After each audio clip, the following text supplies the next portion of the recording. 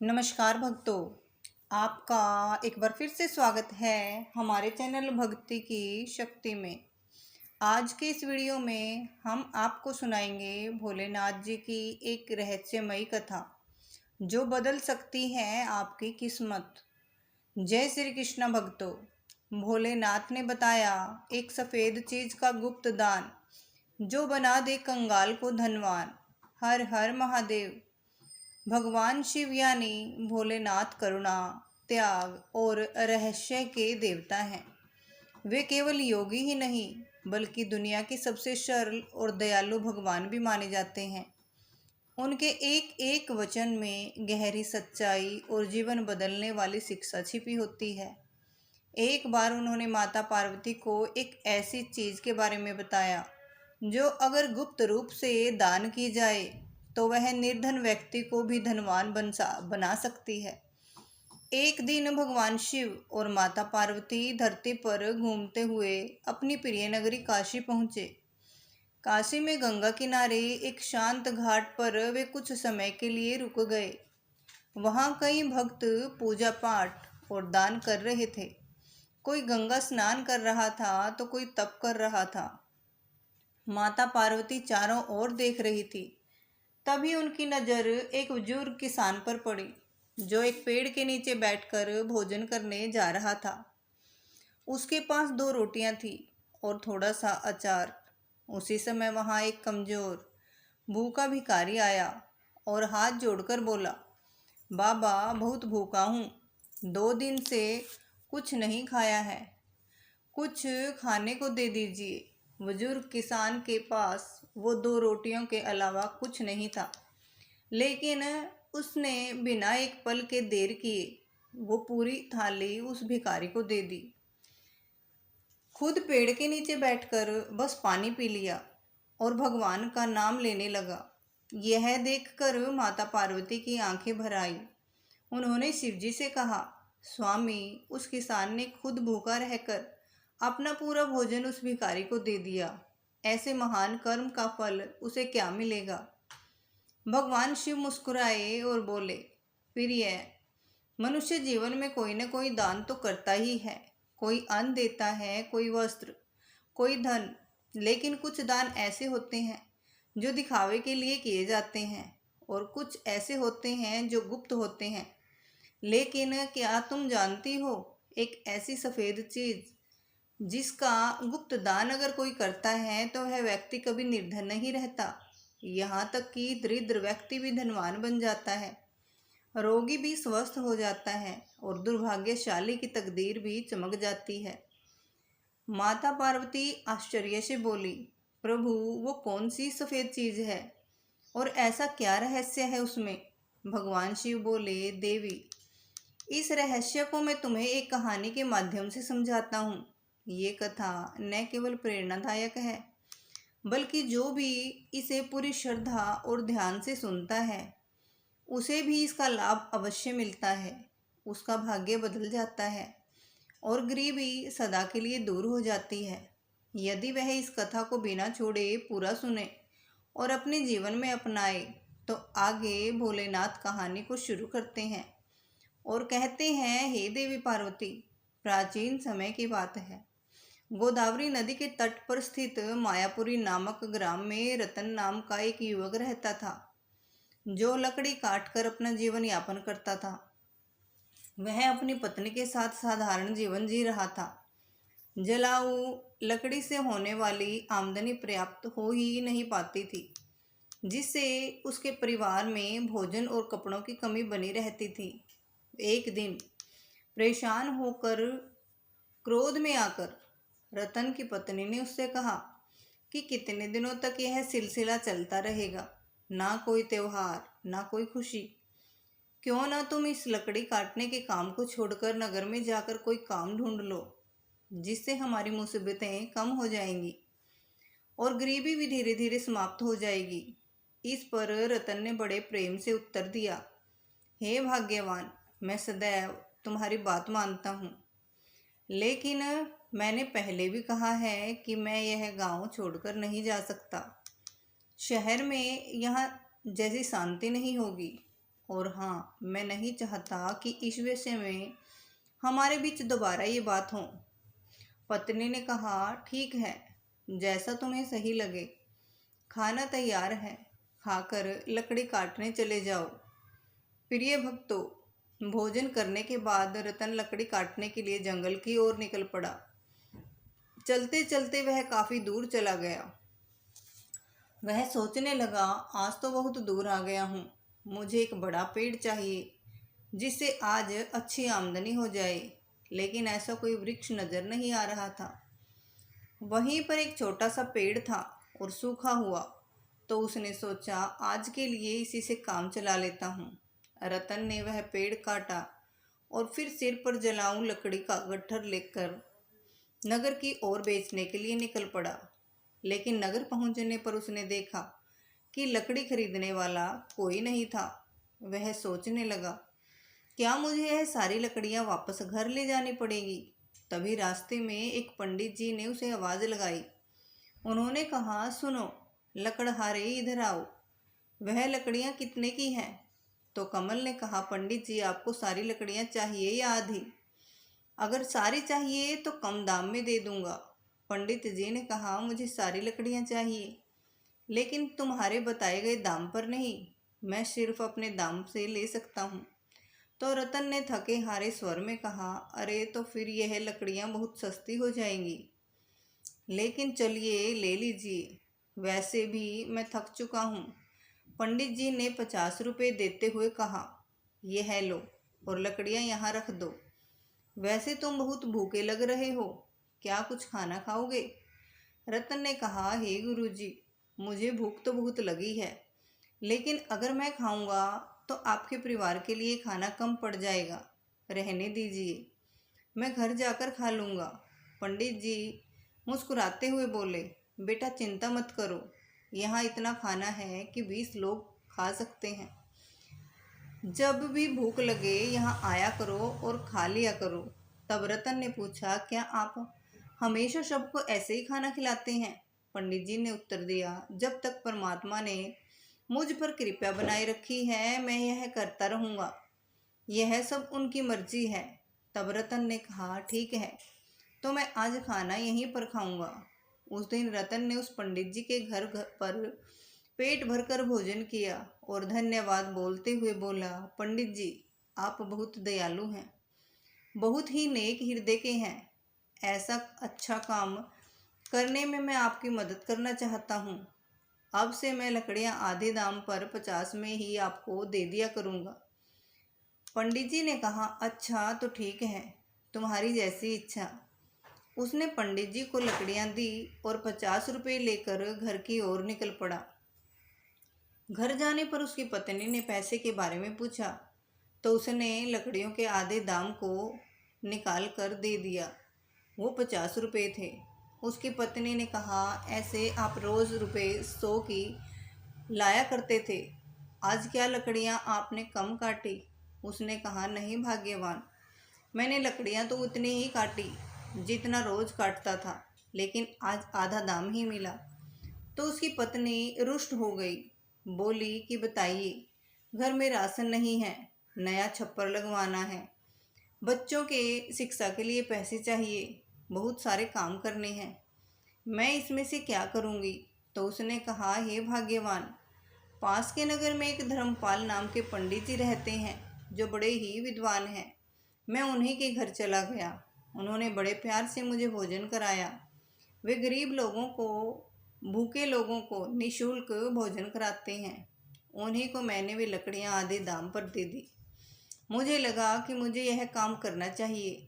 तो उसकी पत्नी ने पूछा, हमेशा खाना खिलाते हैं, फिर तो वह बहुत ही अमीर होंगे ना? तो रतन ने कहा, वह उतने अमीर नहीं हैं जितना तुम सोच रही हो। वह बहुत ही अच्छी भावना के हैं और मंदिर के पुजारी हैं। वे अपनी मेहनत की कमाई से ही सबको खिलाते हैं। मैंने उनकी मदद के लिए कहा कि मैं उन्हें हमेशा 50 रुपये की लकड़ी काट कर दिया करूँगा। तो उसकी पत्नी ने कहा, क्या इतना काफ़ी है? अगर तुम 2 गट्ठर लकड़ी नहीं काट सकते तो हम दिन में 50 रुपये में घर कैसे चलाएंगे? और बचत कैसे करेंगे? तो रतन ने उत्तर दिया, हे भाग्यवान, मैं कोशिश करूँगा और जो भगवान की इच्छा होगी वही होगा। आज मैंने उनके घर में खाना खाया है, एक दिन तुम्हें भी वहाँ लेकर चलूँगा। इसके बाद रतन हर दिन जलाऊं लकड़ी काटता और अपने वादे के अनुसार पंडित जी को सिर्फ 50 रुपये में ही बेचता। ऐसे ही एक दिन पंडित जी भोजन करने बैठे थे कि बाहर से आवाज़ आई, पंडित जी महाराज, लकड़ियाँ लेकर आया हूँ, यहाँ आकर लकड़ियाँ ले जाइए ताकि मैं जा सकूँ। पंडित जी ने बाहर आकर कहा, रतन, मैं तुम्हें पैसे नहीं दे सकता, तुम अपनी लकड़ियाँ वापस ले जाओ।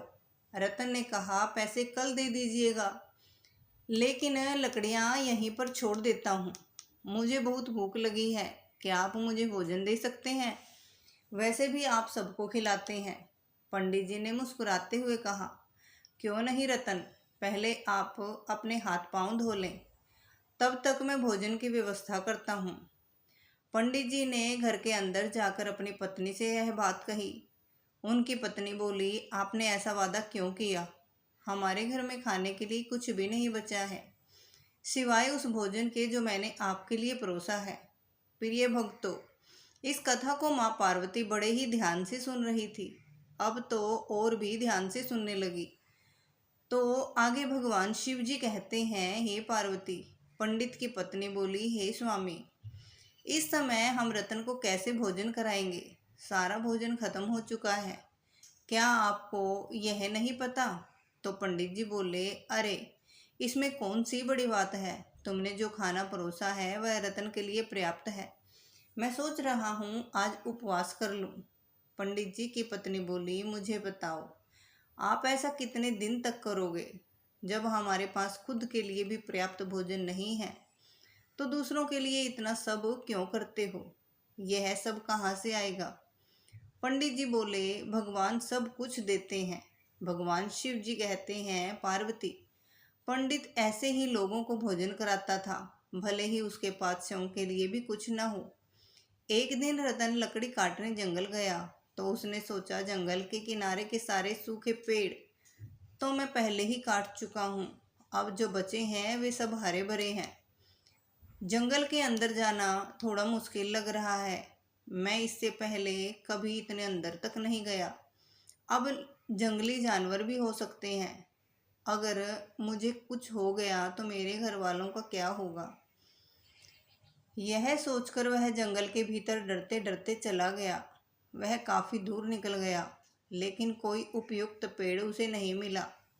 अचानक उसे एक बड़ा सूखा पेड़ दिखाई दिया। उसने सोचा, यह शाखा तो काफ़ी मजबूत है, इसे काटूंगा तो 2-3 गट्ठर लकड़ी बन जाएंगे, पहले ही बहुत देर हो चुकी है।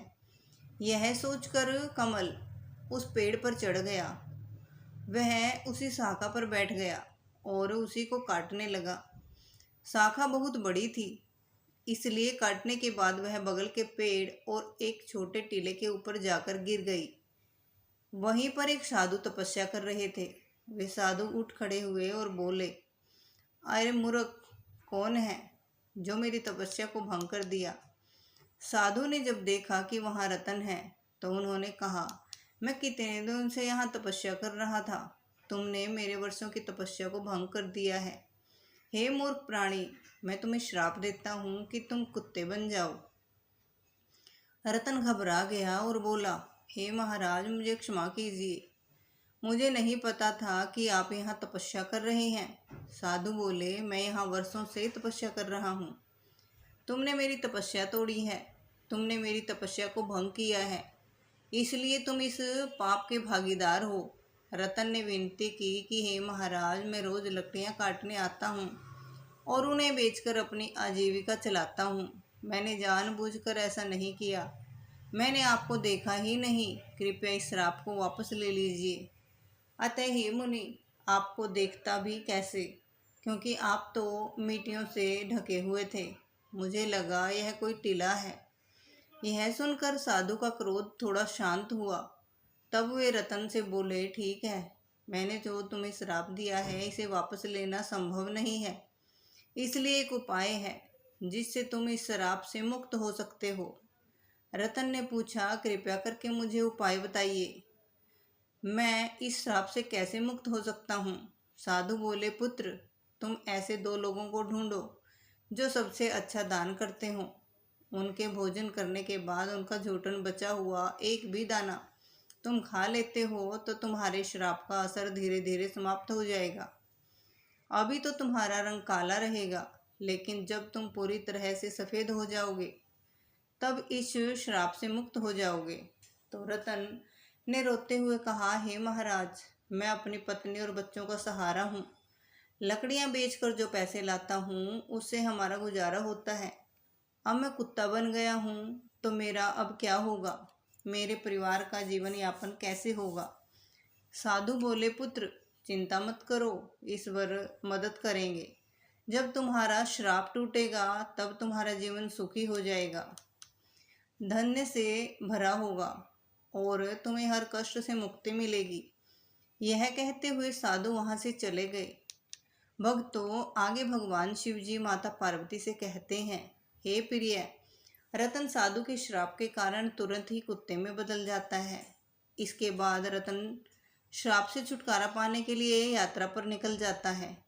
वह सोचने लगता है कि जैसा साधु ने कहा, मुझे सबसे अच्छा दान करने वाला कहाँ मिलेंगे।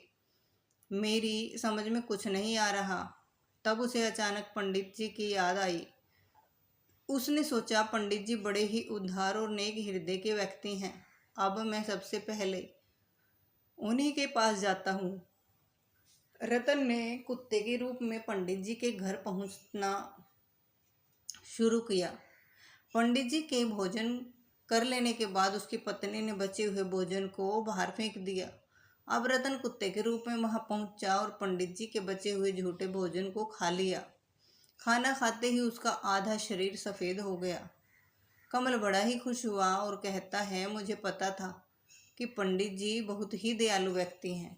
मुझे आधे श्राप से मुक्ति मिल गई, लेकिन पूरी तरह से मुक्त होने के लिए मुझे किसी और को ढूंढना होगा।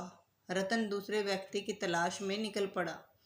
एक दिन वहाँ सोहन नाम के एक युवक को हल जोतते हुए देखता है।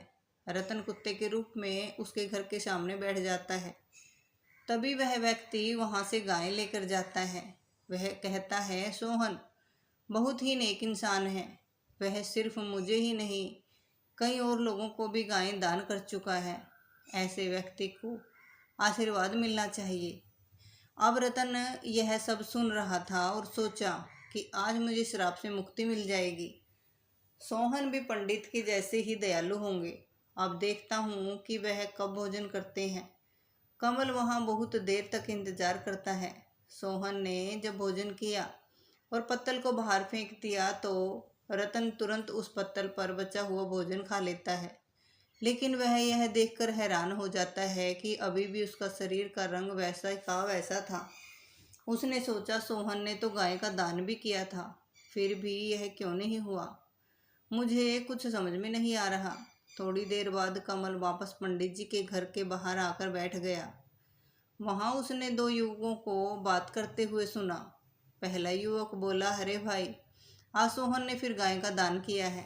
दूसरा व्यक्ति बोला, हाँ, चाहे वह कितना भी बड़ा दानी क्यों ना हो, कितना भी दान का दिखावा क्यों ना करे, लेकिन हमेशा नगर के बाहर वालों को ही बुलाकर दान करता है। सच जानेंगे तो हैरान रह जाएंगे, उसकी सारी गायें 2 महीने से ज़्यादा दूध नहीं देती। पहला युवक चौंक कर बोला, क्या अगर वह ऐसा करता है तो उसे अवश्य ही पाप लगेगा। हमारे राजा की तरह कोई और नहीं हो सकता। वह एक महादानी है। 1 हफ्ते से भोजन बांट रहे हैं और कल आखिरी दिन है अन्नदान का, और वे वस्त्र का दान भी करेंगे। राजा खुद वहाँ सबके साथ 1 हफ्ते से खाना खा रहे थे। कभी उनके जैसा परोपकारी देखा है? अरे यह तो कुछ भी नहीं। उन्होंने हमारे नगर में अच्छी सड़कें बनवाई, हर जगह कुएं और तालाब खुदवाए।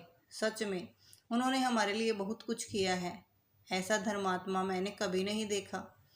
ये बातें सुनकर रतन बहुत ही खुश हुआ। उसने मन में विचार आया कि चलो अब तो तय है कि मुझे मेरे श्राप से मुक्ति मिल जाएगी।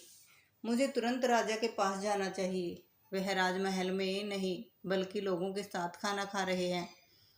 इस अवसर का लाभ उठाना चाहिए। अगले दिन रतन उस जगह पहुंच गया जहां राजा भोजन कर रहे थे। वहां उसने राजा को कपड़े बांटते हुए देखा। वह सोचने लगा, राजा कितने महान हैं। वह भोजन देने के साथ साथ सभी को वस्त्र भी बांट रहे हैं। मैं जिन अच्छे लोगों को ढूंढ रहा था, निश्चय ही यह दूसरा व्यक्ति यही है। मुझे इनके भोजन करने का इंतजार करना होगा। अब राजा के भोजन करने के बाद सैनिक उस पत्तल को बाहर फेंक देते हैं जिसने राजा ने भोजन किया था। यह देखकर रतन वहां आया और उस पत्तल में बचा हुआ खाना खा लिया, लेकिन यह देखकर चौंक गया। उसने कहा, अरे यह क्या! इतने महान दानी राजा का भोजन करने के बाद भी मेरा रंग नहीं बदला। यह श्राप तो किसी दूसरी वजह से लग रहा है। मुझे तुरंत उस साधु के पास जाना चाहिए जिन्होंने मुझे ये श्राप दिया है। तब भगवान शिव ने कहा, पार्वती आगे सुनिए।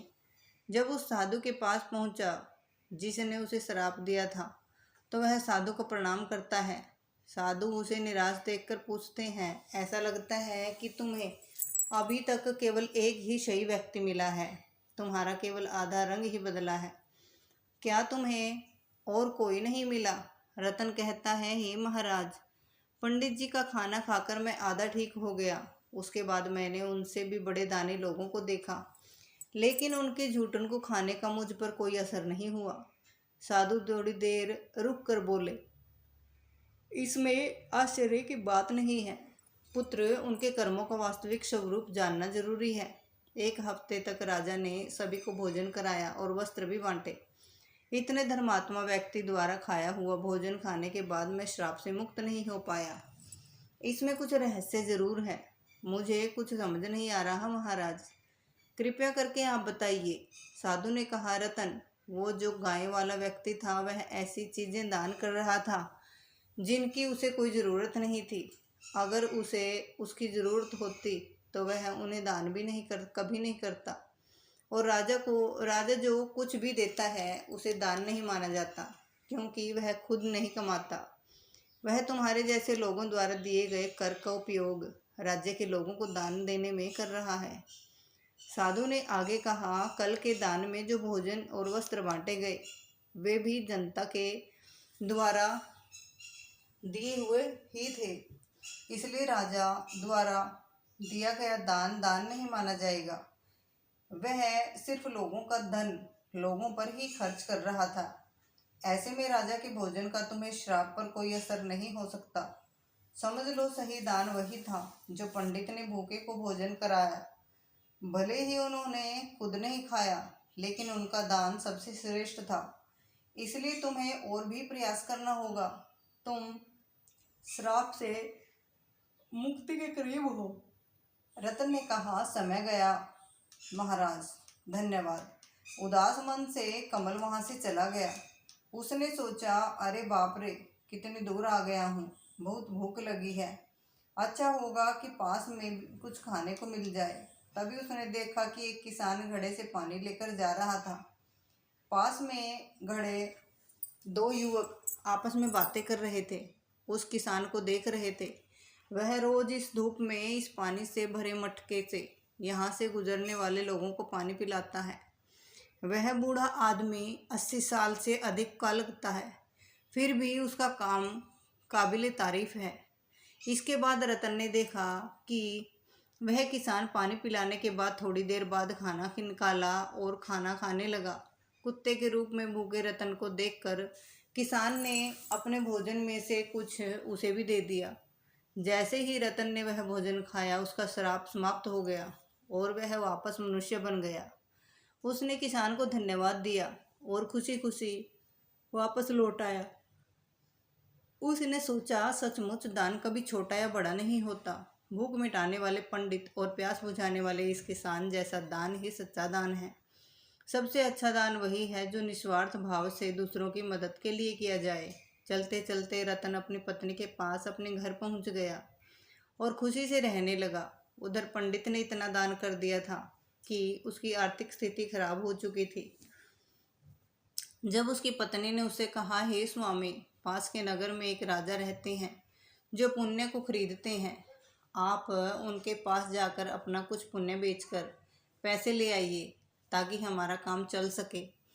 पंडित ने पहले तो मना कर दिया, लेकिन पत्नी के बार बार कहने पर वह जाने को तैयार हो गया। उसकी पत्नी ने उनके खाने के लिए 4 रोटियां बना दी। पंडित अपने घर से चल पड़ा। जब वह घर के नगर के समीप था तो उसने एक तालाब देखा। वहां स्नान आदि कर्मों से निर्वृत्त होकर वह रोटियां खाने के लिए बैठा कि वहीं पर एक कुतिया उसके सामने आ गई। कुतिया ने जंगल में बच्चों को जन्म दिया था। 3 दिन से कुतिया भूखी प्यासी थी और वह बारिश के कारण उन बच्चों को छोड़कर कहीं नहीं जा सकती थी। पंडित ने कुतिया को भूखा देखा तो उसने भोजन में से एक रोटी उसे दे दी। कुतिया ने रोटी खा ली। फिर उसने दूसरी रोटी उसे दे दी तो वह खा ली। इस तरह पंडित ने एक एक करके अपनी 4 रोटियां कुतिया को खिला दी। कुतिया तृप्त हो गई, लेकिन पंडित खुद भूखा रह गया और वहां से राजा के महल की ओर चल पड़ा। राजा के पास पहुंचा और वहां पर अपना पुण्य बेचना चाहता था। आगे माता पार्वती ने पूछा, प्रभु, तब आगे क्या हुआ? तब शिव जी कहते हैं, हे पार्वती, पंडित राजा के पास पहुंचा और कहा कि हे राजन, मैं अपना पुण्य बेचना चाहता हूँ। राजा ने कहा, आप दोपहर के बाद आइए। राजा ने अपनी पत्नी से पूछा, हे रानी, एक पंडित विद्वान यहाँ आए हैं जो हमारा पुण्य बेचना चाहते हैं। तुम्हारे अनुसार उनके पुण्य में कोई पुण्य सबसे अच्छा है जिसमें खरीद लो। तो रानी ने कहा, जो आज उसने जंगल में 3 बच्चों वाली कुतिया को रोटी खिलाकर कमाया है वह पुण्य अच्छा है। पत्नी की बात सुनकर राजा पंडित के पास गए और बोला, आप कौन सा पुण्य मुझे देंगे? पंडित बोला, आप कौन सा पुण्य लेना चाहते हो? राजा ने कहा, हे पंडित जी, आज आपने जो यज्ञ किया है हम उसी का पुण्य लेना चाहेंगे। पंडित ने कहा, मैंने आज कोई यज्ञ नहीं किया। मैंने पास इतना धन की ही नहीं कि यज्ञ कर सकूं। राजा ने उत्तर दिया, आपने आज तालाब किनारे एक भूखी कुतिया को 4 रोटी खिलाई है। हम वही पुण्य खरीदना चाहते हैं। पंडित ने पूछा, उस समय तो वहाँ कोई नहीं था, आपको कैसे पता चला? राजा ने कहा, हे पंडित महात्मा, मेरी पत्नी पतिव्रता है। उसी ने मुझे यह सब बातें अपने दिव्य दृष्टि से देखकर बताई हैं। पंडित ने कहा, बहुत अच्छी बात है, ले लीजिए, लेकिन इसका मूल्य क्या दोगे? राजा ने कहा, आपकी रोटियां जितनी वजनी थी उसके वजन के बराबर ही आपको हीरे मोती तोल कर दूंगा। पंडित ने सहमति दे दी। राजा ने अंदाज से उतने ही वजन की 4 रोटियां बनाई। राजा ने रोटियों के वजन की बराबरी के लिए तराजू में हीरे मोती रखवा दिए, लेकिन जितने भी रत्न रखे गए रोटी वाला पलड़ा ऊपर नहीं उठा। राजा ने कहा, वो रत्न लेकर आओ। जब पंडित ने अपने पुण्य का ऐसा प्रभाव देखा तो उसकी आंखें खुल गई। उन्होंने कहा, हे राजन, मैं अभी यह पुण्य नहीं बेचूंगा। राजा बोला, जैसे आपकी इच्छा पंडित जी। और पंडित जी वहाँ से चले गए और अपने घर की ओर लौटने लगे। लौटते समय वह उसी तालाब के पास पहुंचा जहाँ कुतिया को रोटी खिलाई थी। वहाँ पहुंचकर वह एक पेड़ के नीचे बैठ गया और सोचने लगा कि मैं घर जाऊंगा तो मेरी पत्नी को क्या जवाब दूंगा। अनमने मन से उन्होंने उसी जगह के कंकड़ पत्थर को उठाकर अपनी पोटली में भरना शुरू कर दिया जहाँ पर कुतिया ने बैठकर भोजन किया था। उन्होंने एक एक कंकड़ और पत्थर को चुन चुन कर अपने पोटली में भर दी और उस पोटली को लेकर अपने घर चला गया। जब उसकी पत्नी ने कहा, स्वामी, आप महाराज के पास से धन लेकर आए हैं, तो पंडित जी ने बिना कुछ बोले उस पोटली को अपनी पत्नी को थमा दिया। जब पत्नी ने उस पोटली को खोला तो वह देखकर बड़ी ही हैरान हुई। उसके आश्चर्य का कोई ठिकाना नहीं था। पोटली में हीरे पन्ने और मणिक चमक रहे थे। वह बेहद खुश थी। थोड़ी देर बाद जब पंडित वापस आए तो उनकी पत्नी ने पूछा, स्वामी, इतने सारे हीरे पन्ने कहाँ से लेकर आए हो? पंडित ने कहा, क्यों मजाक कर रही हो? कंकड़ पत्थर तुम्हें हीरे मोती लग रहे हैं। पत्नी बोली, मैं मजाक नहीं कर रही स्वामी, मैंने खुद पोटली खोल कर देखी, उसमें तो ढेर सारे बेशकीमती हीरे पन्ने भरे पड़े हैं। पंडित जी बोले, मुझे लाकर दिखाओ तो जरा। अब पंडिताइन ने पोटली को उनके सामने रख दिया। पंडित उन्हें देखकर चकित रह गया। वह समझ गया यह सब उसी पुण्य का प्रभाव है जो उसने कुतिया को रोटी खिलाने से प्राप्त हुआ था। उन्होंने सोचा कि एक भूखी कुतिया और उसके बच्चों को रोटियां देने के कारण यह चमत्कार हुआ। यह सब भगवान की कृपा और दान का परिणाम है। आगे पंडित जी ने अपनी पत्नी से कहा, भगवान का संदेश है कि ज़रूरतमंद की मदद करना और सबसे बड़ा पुण्य है। जो व्यक्ति दुखियों और असहायों की सहायता करता है, ईश्वर उसे अनंत गुना फल प्रदान करता है। भगवान शिव जी ने माता पार्वती से कहा, हे प्रिय, अब पंडित और पंडिताई ने उस लकड़हारे का पता लगाया जो उनके यहाँ लकड़ियाँ लेकर जाया करता था। उन्होंने कहा कि उसे भी अपने लकड़ी का दाम और उसके पुण्य का फल मिलना चाहिए। उन्होंने लकड़हारे का पता लगाकर उसे भी कुछ धन प्रदान किए, जिससे लकड़हारे की गरीबी दूर हुई और उस धन से वह अपना एक व्यवसाय शुरू किया और उसके घर में भी धान की वर्षा होने लगी। उसका व्यापार अच्छे से चलने लगा और इधर पंडित और पंडिताइन भी धन संपन्न हो गए। उन्होंने और भी अधिक भंडारा कराना शुरू कर दिया। उन्होंने कई मंदिरों का निर्माण करवाया और लोगों की सेवा सहायता करने लगे। हे देवी पार्वती, आज के समाज में कई लोग दान सिर्फ अपने मान सम्मान और प्रतिष्ठा के लिए करते हैं। दिखावे के दान से ना तो सच्चा पुण्य मिलता है और ना ही इसका कोई दीर्घकालीन प्रभाव होता है। दिखावे का दान व्यक्ति को अहंकार की ओर ले जाता है। दान हमेशा निस्वार्थ भाव से करना चाहिए। जैसे इस कथा में पंडित ने अपनी भूख की परवाह किए बिना कुतिया और उसके बच्चों को 4 रोटियां दी और उस लकड़हारे को भोजन कराया और अन्य लोगों को भोजन कराया, तथा उस किसान ने भी अपनी उम्र का लिहाज न करते हुए उसने इतनी तपती हुई गर्मी में तालाब से स्वच्छ जल लाकर राहगीरों को पानी पिलाया।